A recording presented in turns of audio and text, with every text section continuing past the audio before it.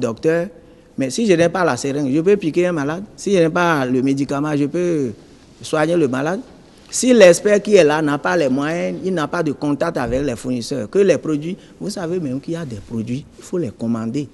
Si vous devez commander que le délai qu'on vous donne, le fournisseur étranger, tous travaux cessants, doit fabriquer ce qu'il vend à 1000 francs, surtout si c'est qu'il ne réalisait pas de chiffre d'affaires, il peut multiplier par 5 ou 10. Ça, c'est la loi de l'offre et de la demande. Monsieur le ministre, cela n'empêche pas que certains, dans ce dossier, cela n'empêche pas que certains parlent de péché, qu'ils ont même résumé en 10 points. Nous allons donc faire un tour à la régie pour suivre ce premier élément témoin.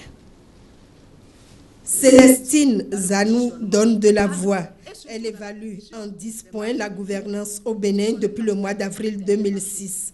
Des points qualifiés de grand recul qui, selon elle, ont atteint leur paroxysme en cette veille de la célébration du 49e anniversaire de l'accession de notre pays à la souveraineté nationale.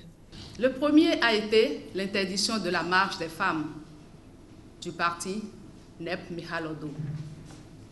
C'est incompréhensible. Des mères de famille décident de crier leur ras-le-bol et on interdit cela.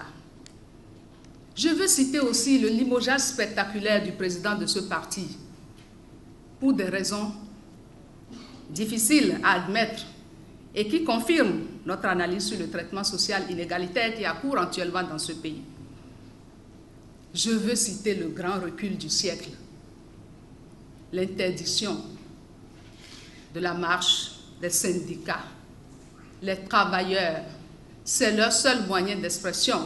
Célestine Zanou résume en 5 grands thèmes les dérapages observés au plan politique, économique et social. Son analyse va bien au-delà du simple constat.